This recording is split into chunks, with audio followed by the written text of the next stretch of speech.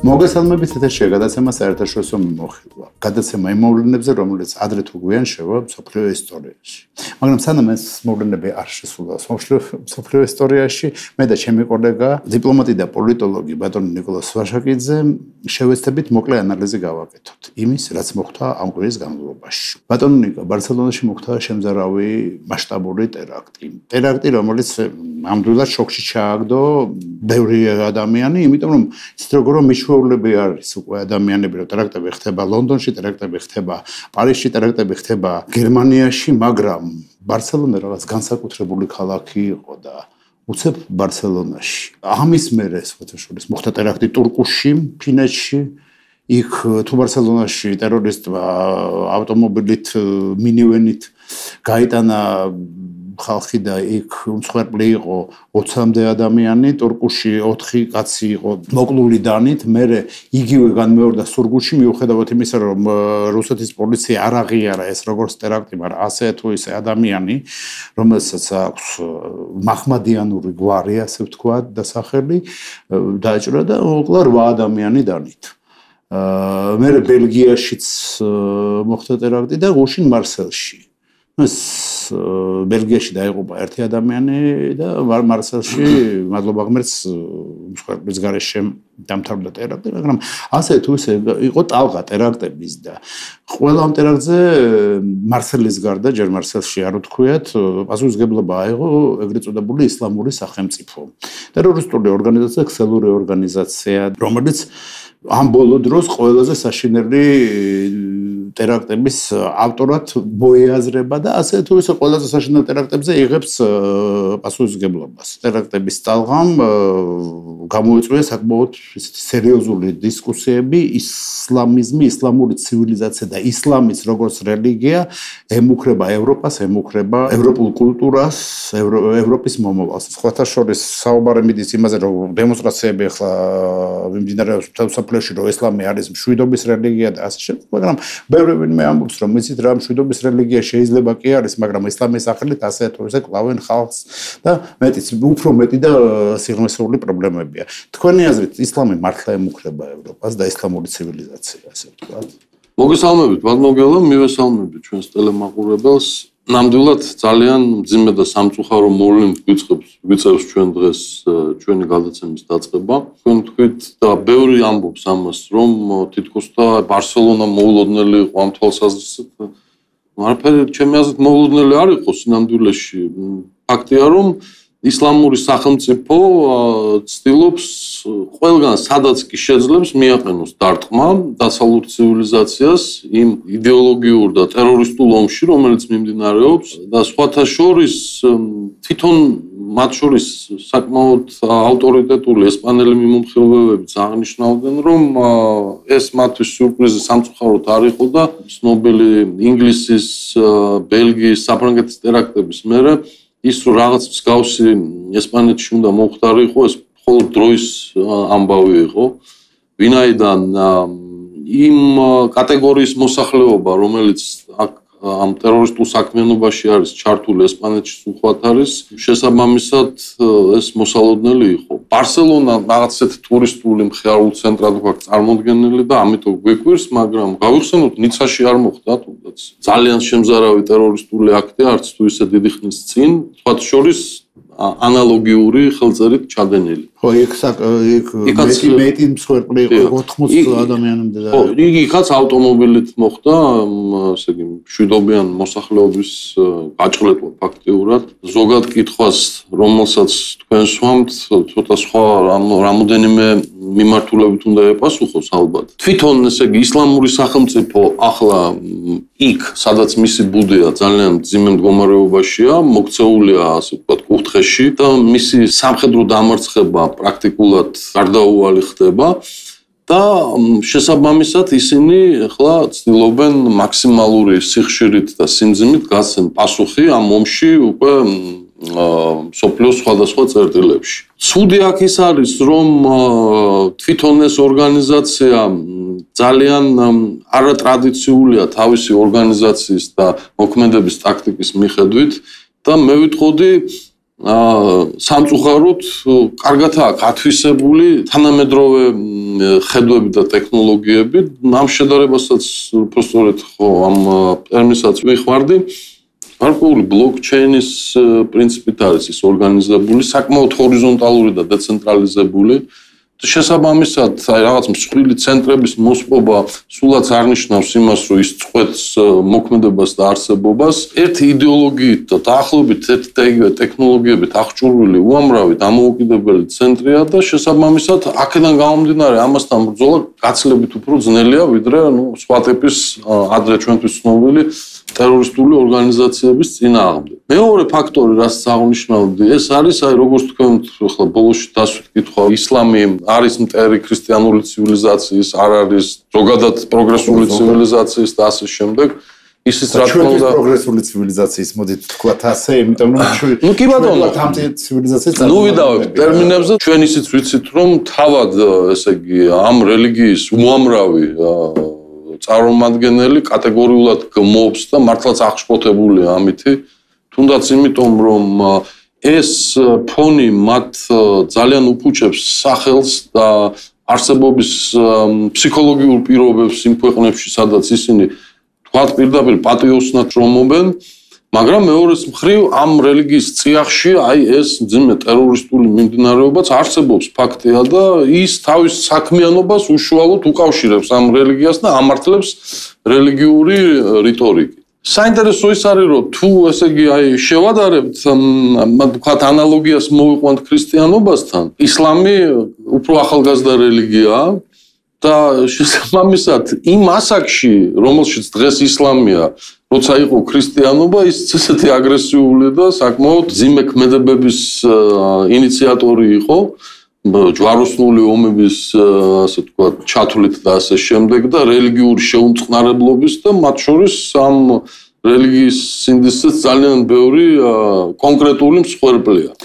ანუ არსებობს მოსაზრება, ბოდიში რომ დღეს სწორედ ამ ასაკის ფაზაში იმყოფება ისლამი და ეს ის ფაზა, რომელსაც ის საბოლოო ჯამში გადალახავს და უფრო დორე და შესაბამისად დახვეწილ სტადიაში გადავა. შეიძლება ეს მართლაც ასე იყოს და რა თქმა უნდა ამ ძიმე და ასე ვთქვათ, ამ ბობოქარ პროცესს თავისი ლოგიკა დასაწყისი და დასასრული აქვს და სავარაუდოდ ის რაღაც ეტაპზე მერე უკვე გადავა უფრო, ვთქვათ ასე, ნორმალურ ფაზაში. თუმცა ეს იმ ადამიანებისთვის, ვინც ამ პირობებში ცხოვრობს და უფრო მეტიც ამ ტერორიზმის მსხვერპლია, ხან ნუგეშად ვერ გამოდგება და ბუნებრივია აქ ამ ყველაფერს სერიოზული ძალისხმევა უნდა დაუპირისპირდეს. რა თქმა უნდა, მესამე ფსიქოლოგიური ფაქტორი, რომელიც ამ რელიგიურთანაც მჭიდრო კავშირშია, ეს მარტივი კითხვა გამოცანა, როგორ ხდება ის, რომ თანაც ეს ძალიან მალე ხდება ამ ადამიანების ცნობიერებაში,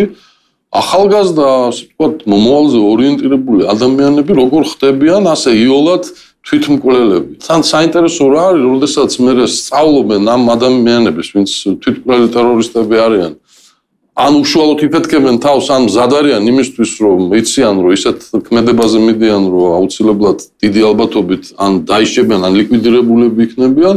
როგორ ხდება ეს? ისინი მანამდე საკმაოდ ჩვეულებრივი ცხოვრებით ცხოვრობენ, ჩვეულებრივი ადამიანური მისწრაფებები, სიხარულები აქვს და მერე ასე იოლად წირავენ თავის თავს. ვინც ამ ყველაფერს ხელმძღვანელობს, კარგი პრაქტიკოსი მცოდნეები არიან ადამიანის ფსიქიკის და შესაბამისად ასეთი ზეგავლენის ქვეშ მოქცევად ადამიანებს იმ მასიდან, რომელთანაც აქვს ურთიერთობა, ამოიცნობენ ხოლმე, სწორად იდენტიფიკაციას უკეთებენ და მერე იყენებენ ამაში. სხვათა შორის საკმაოდ ეფექტურ და პრიმიტიულ ხერხს იყენებენ, რომელსაც ჯერ კიდევ ასასინების ორდენის ხელმძღვანელი შუა საუკუნეებში საბახი იყენებდა. ის მაგალითად აკეთებდა ესეთ რამეს, რომ ამ ახალად მოქცეულს ან მოსაქცევ წევრს დიდი დოზით გაასინჯებდა ოპიუმს, რის შემდეგაც ის სიკვდილის ილუზიაში ვარდებოდა და ამ ბურანში ყოფნის პერიოდში ის მას დაახვევდა რაულად ლამაზ ქალებს მშვენიერ ბაღში. მოკლედ ერთი დღე რაღაც ფანტასტიკურ ცხოვრებაში აცხოვრებდა, რის მერეც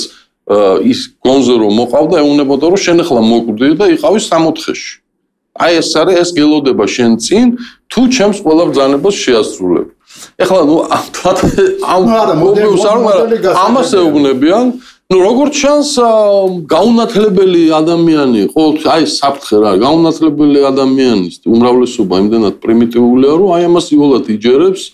თან მით უმეტეს ეს ხშირად არის იმ სოციალური ფენის წარმომადგენლები, რომლებიც გაჭირვებაში არიან გაზრდილი, დიდი არაფერი ისეთი არ უნახავთ ცხოვრებაში. იმათი мотиваცია მეტნაკლებად გასაგებია, მაგრამ ასე თუ ისე ფაქტი არის სახეზე, რომ ტრადიციული მეთოდებით ამას ვერ უმკლავდებიან. დღევანდელი ევროპა არის საკმაოდ მემარცხენე.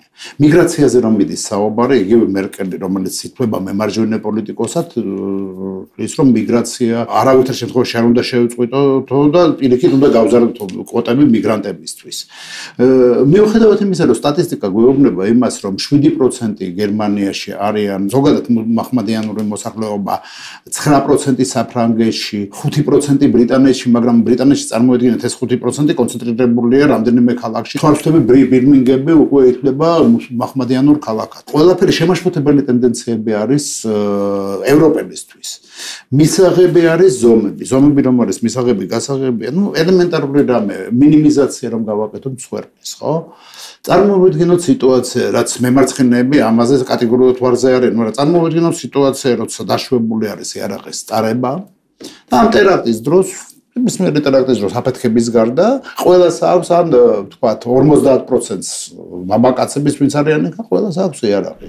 რამდენად მინიმიზაცია მოხდება მსხვერპლის სიტუაციაში. საკამათოა ის აზრი რომ ახლა ევროპა ძირითადად მემარცხენე, იმიტომ რომ თუ რეალობას გადავხედავთ დიდ ბრიტანეთშიც, საფრანგეთშიც, გერმანიაშიც, აღმოსავლეთ ევროპის დიდ ნაწილშიც მემარჯვენე ძალები არიან. მემარჯვენე ცენტრისტული, მაგრამ უბრალოდ არა, მე ასე ვიტყოდი, აქამდე მოსული დიდი ინერცია ამ მემარცხენე, ესე იგი, მოძრაობისა საკმაოდ ძლიერია და ეს, რა თქმა უნდა, ფონად არსებობს და ქმნის სერიოზულ ამინდს. თუმცა ის რომ ბოლო პერიოდში პოლიტიკურ გამარჯვებას სულ უფრო და უფრო ხშირად მემარჯვენე ძალები მოიპოვებენ, მეტყველებს იმაზე, რომ ევროპა გადაიღალა მემარცხენეობისგან და თუმცა აი იმაშიც დაგეხთანხმებით, რომ ეს ასე ვთქვათ მემარჯვენეები, ბევრი მათგანი, ასე ვთქვათ, პირობით უკვე საკმაოდ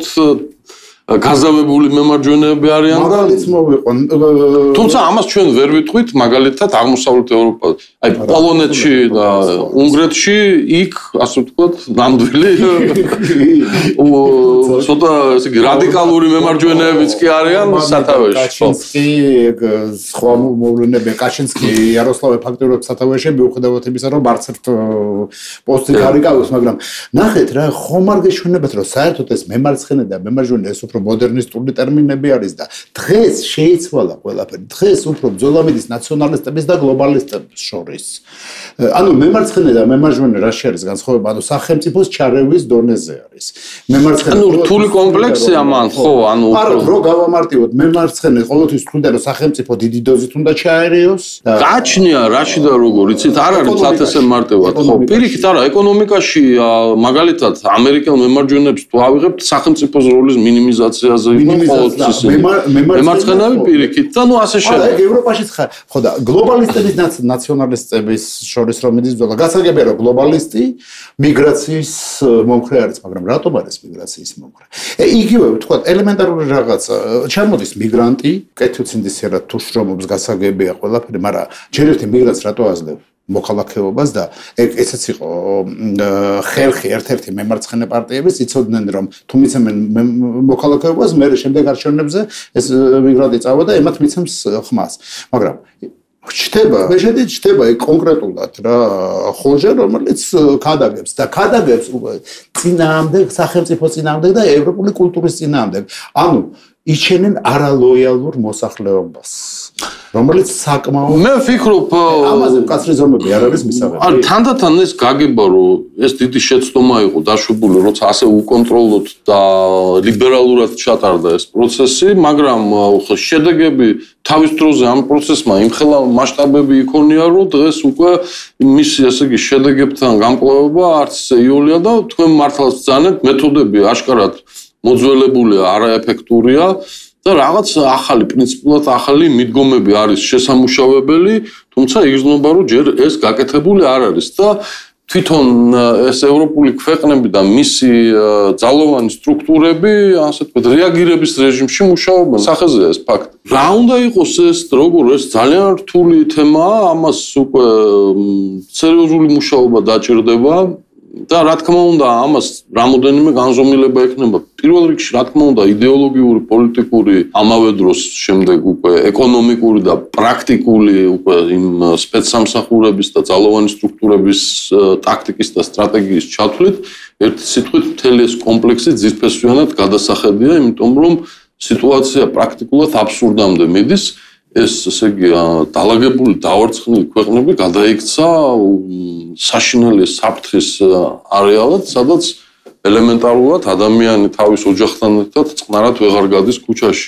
თან მარტივი რამე არის, წარმოედგინეთ, აქეთ ომი არის, ვთქვათ, რომ ახლო აღმოსავლეთში, აფრიკაში და ასე შემდეგ ომი არის, უბედურება არის ერთი ამბავი, ჩადის ადამიანი იქ, ღებულობენ, აძლევენ თანხას, საცხოვრებელ ადგილს, სამედიცინო მომსახურებას, და ეს ყველაფერი ხდება. ხო, არა, საიდან მოდიოდა ეს ყველაფერი? ეკონომიკური, ესე იგი, განვითარების პიკის მიღწევასთან ერთად მოხდა ბუნებრივი პროცესი, ანუ შობადობის შემცირება, მოსახლეობის დაბერება და ასე შემდეგ. ამავე დროს ეკონომიკის დიდი მოცულობა ევროპის მოითხოვდა, ესე იგი, ახალ სამუშაო ხელს და ძალებს და მარტივად გადაწყვიტეს ამ პრობლემის გადაწყვეტა და ამ დეფიციტის შევსება მიგრანტების ხარჯზე. და აპრიორი ჩათვალეს, რომ ეს მიგრანტების ინტეგრირება და ასე ვთქვათ, ადაპტაცია, ან თუ გნებავთ, ასიმილაცია ამ სივრცეში ეს ავტომატურად მოხდება.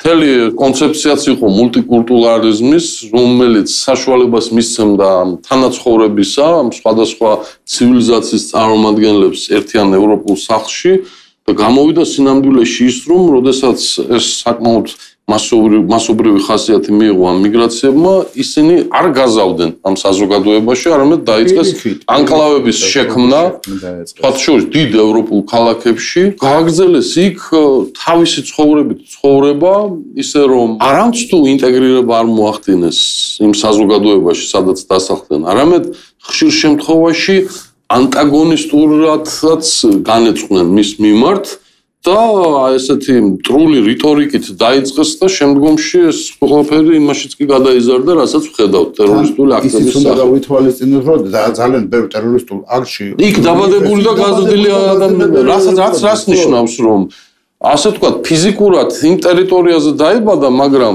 ყველა დანარჩენი გაგებით კულტურულად, ეთნიკურად, პოლიტიკურად და ასე შემდეგ გაიზარდა აბსოლუტურად იმ ევროპული სახელმწიფოსგან იზოლირებულ და განსხვავებულ სამყაროში და ჩამოყალიბდა იმ ესე იგი მონსტრად, რომელიც მერე უდანაშაულო ხალხს ასეთ სისხლიანად ხოცავს. ვთქვათ, რომ ევროპამ უნდა თქვას ვარი მულტიკულტურალიზმზე. ევროპას, საერთაშორისო ევროპაზე ჩვენ ვსაუბრობთ, ჩვენზეც ვსაუბრობთ, ხო?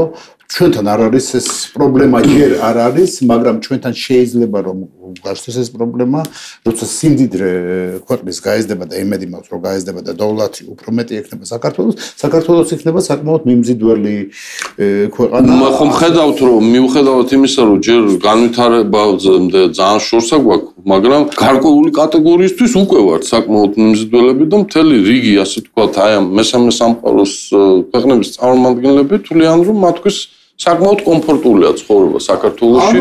რა თქმა უნდა ეს ხო, არა მე აქ რას რომ მე არანაირად ვერავის ვერ მოუწოდებ ანტაგონიზმისკენ ამ ადამიანების მიმართ, რადგან ახლა მე რო აკვირდები, ხო ძალიან როგორც წესი ნორმალური და ესეთი ხალხია მათ შორის, მაგრამ ის რომ ეს პროცესები სერიოზულ ყურადღებას და რეგულირებას სახელმწიფო მეთვალყურეობას მოითხოვს, ამაზე მე მგონი ზედმეტია საუბარი, იმიტომ რომ ელემენტარულად აი ეს ევროპის მძიმე მაგალითი გვაქვს თვალწინ და ჭკვიანი ადამიანებს ხვის შეცდომებზე უნდა სწავლობდეს ვამბობენ, ხო? რამდენად ჭკვიანები ვართ ეს საკითხავი არის, მაგრამ უნდა ვიყოთ. უნდა ვიყოთ. სულ მაინც უნდა გამოვთქვათ.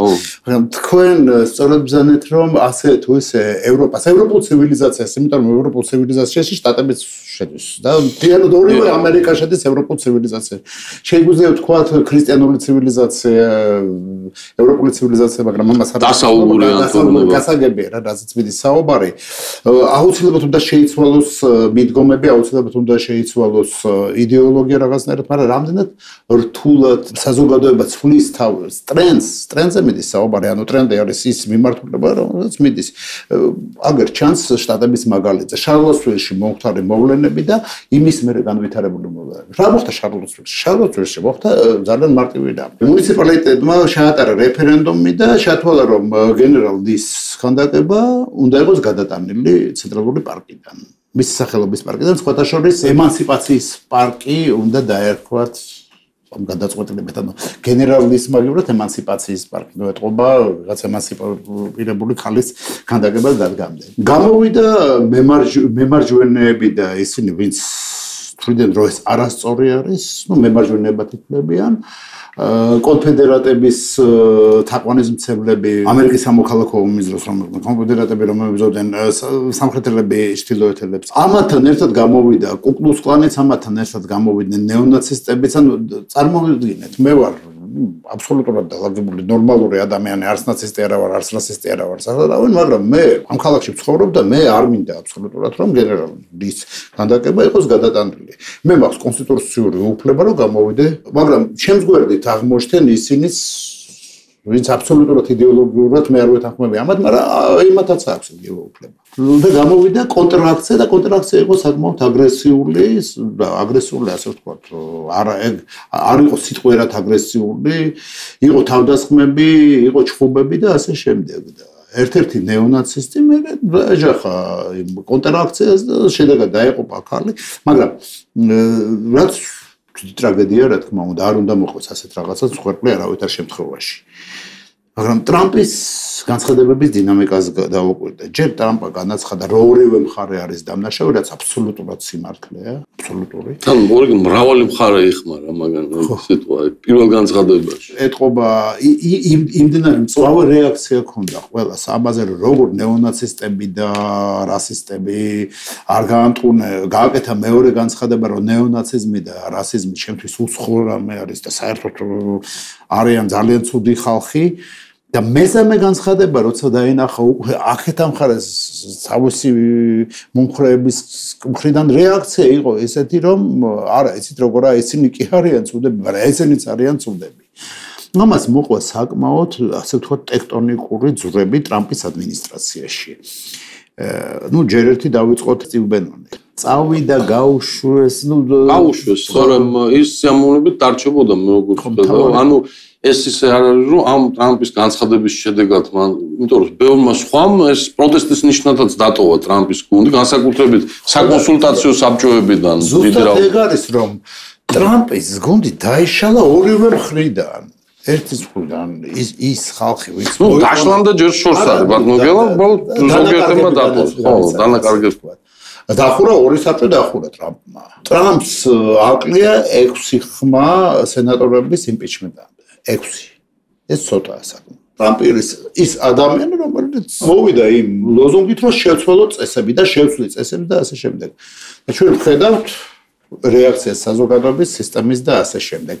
რამდენად საერთოდ შეძლებს ტრამპი ჯერ ერთი ამ წნეხის გაძლევას, ეგ ერთი არის და ტრამპის მაგალითზე ხომ არ შეეშინდება იგივე ევროპაში, რომ წესების შესწვლის. თავს უფლებას მივცემ და ჩემი აზრით თამამ, მაგრამ სწორ შეფასებას მივცემ იმ პროცესებს, რაც ამერიკაში მიდის.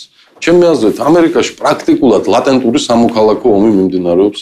გეთანხმებით. ტრადიციულ ამერიკასა და მოდერნისტულ ამერიკას შორის. ახალი სინამდვილეში ამაში არაფერია და ამერიკა როგორც ამ ორი ერთი შეხედვით საერთოდ შეუთავსებელი ფენომენის ჰიბრიდი იყო ყოველთვის და ასე ახერხებდა ცხოვრებას. გენერალი ლი და მისი ადგილი როგორც ამერიკის ისტორიაში, ასევე მის სიმბოლიკაში ძალიან ნიშანდობლივი და სიმბოლური ფიგურაა ამ თვალსაზრისით.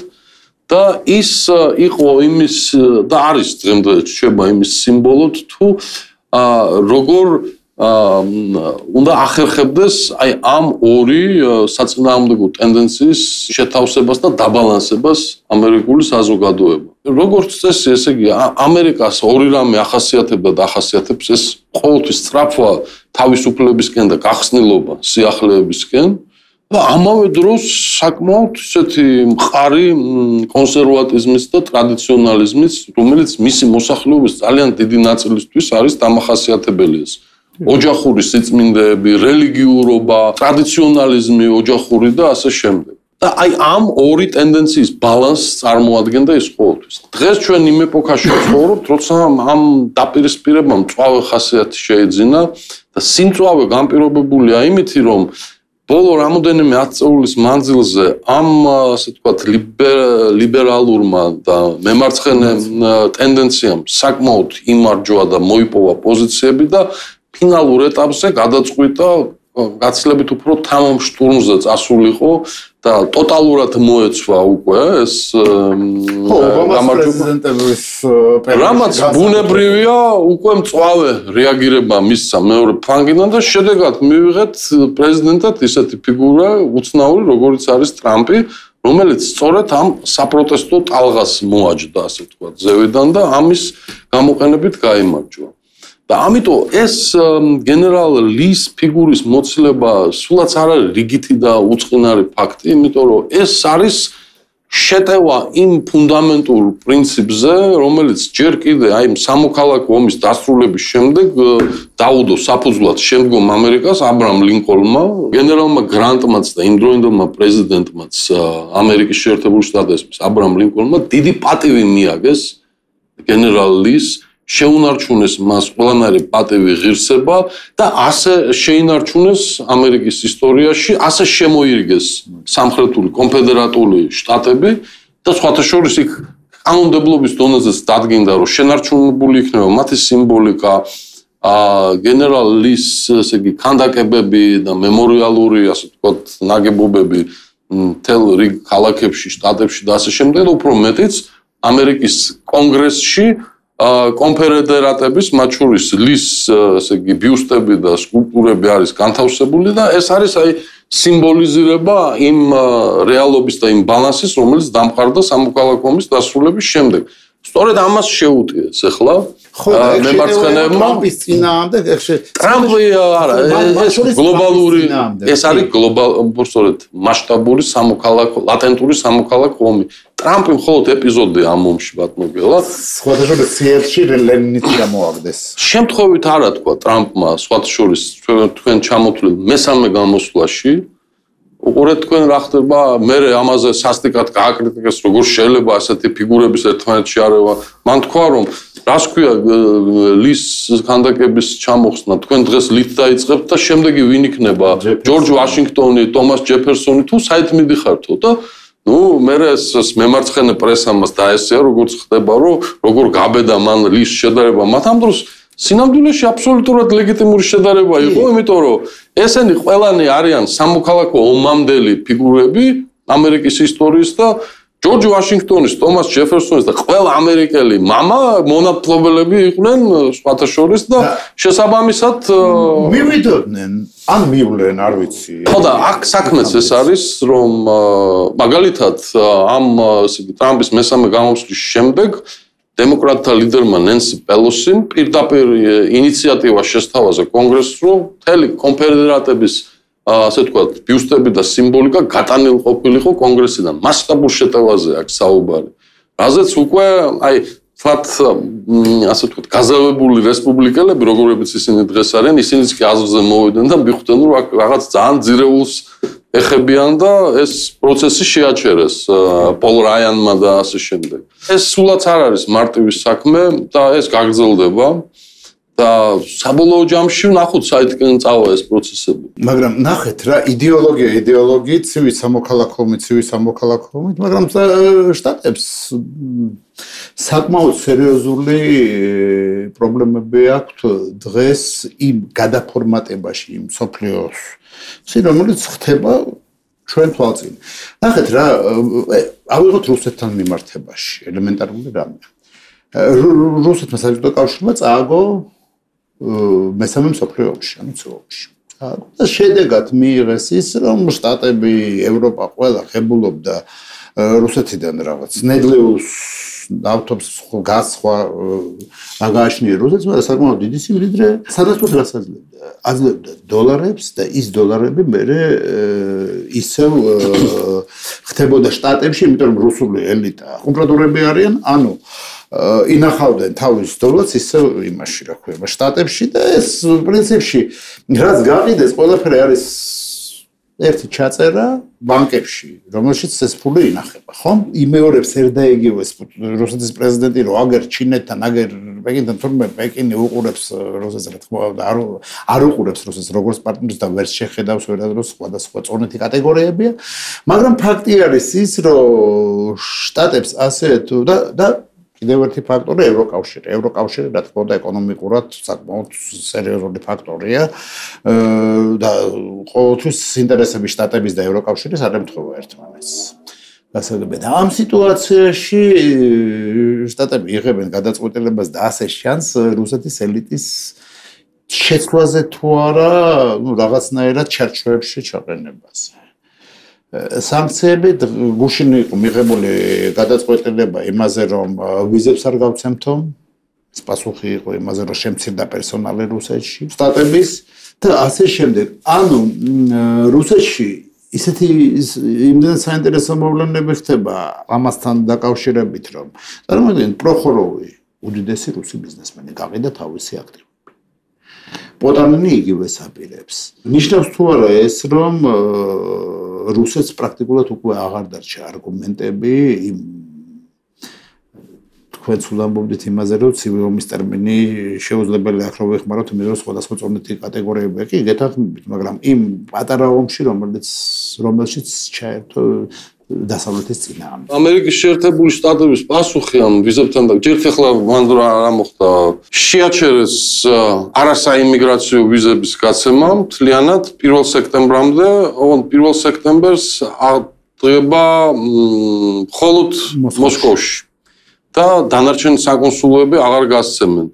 დამცინავი და ლოგიკური პასუხია, თუ თქვენ გვიმცირებთ ჩვენ საელჩოს პერსონალს, ჩვენ მუშახელი არ ყოფნის იმისთვის, რომ ძალიან სწორი და ლაზეთიანი პასუხია, მაგრამ ამავე დროს საკმაოდ ძლიერი და მტკივნეული. ეს მე ადრეც ვთქვი, რომ პუტინის დიდი შეცდომა იყო, რომ ამ სანქციების ომში აყვა ამერიკის შეერთებულ შტატებს, იმიტომ რომ რესურსებია ძალიან განსხვავებული და საბოლოო ჯამში ასეთი ტიპის დაპირისპირებაში და ბრძოლაში იმარჯვებს ის, ვისაც მეტი რესურსი აქვს და ეს პროცესი ნელ-ნელა ამ ლოგიკურ ბოლოში გადის და რა თქმა უნდა ეს სერიოზულ პრობლემებს უქმნის უკვე და შეუქმნის რუსეთს. თუ რაც ამ აქტივების გაყიდვასთან დაკავშირებით აქ ცოტა უფრო დეტალურად შესწავლა იქნება საჭირო, იმიტომ რომ არის ეს უბრალოდ რიგითი, ასე ვთქვათ, ოპერაცია, რომელიც ხშირად ხდება რუსულ ბიზნესში, თუ აქ მართლა ვიღაცები უკვე ესე იგი თავის შველის რეჟიმში გადავიდნენ. ცოტა ეგ დასაფიქრებელია, იმიტომ რომ ესენი ხო არ არიან ჩვეულებრივი ბიზნესმენები, ისინი არიან დიდი მაფიოზური ოლიგარქიული მაფიოზური კლანის, რომლის სათავეშიც არის პუტინი, ფინანსური მენეჯერები და ასე ვთქვათ, ისინი თავისუფალი გამკარგავები ამ ფულის არ არიან. ეს ყოველთვის ათანხმებენ ამას. სხვადასხვა კლანები არსებობს და ეს ყოველ შემთხვევაში თვითონ იგი პროხოროვი არასდროს და ვერასდროს ვერ განიხილებოდა როგორც პუტინისაგან დამოუკიდებელი ფიგურა და შესაბამისად აქ ყოველთვის როდესაც მსხვილი საფინანსო ოპერაცია ეგეთი ხდება რუსეთში ის როგორც წესი ყოველთვის შეთანხმებული არის პუტინთან. ანუ აქ მე მესმის რომ თქვენ გიჩნდებათ კითხვა რომ კიდევ გრძელდება ეს პუტინთან შეთანხმების პრაქტიკა თუ არა, მე ვფიქრობ რომ ალბათ მაინც უფრო გრძელდება ყოველ შემთხვევაში.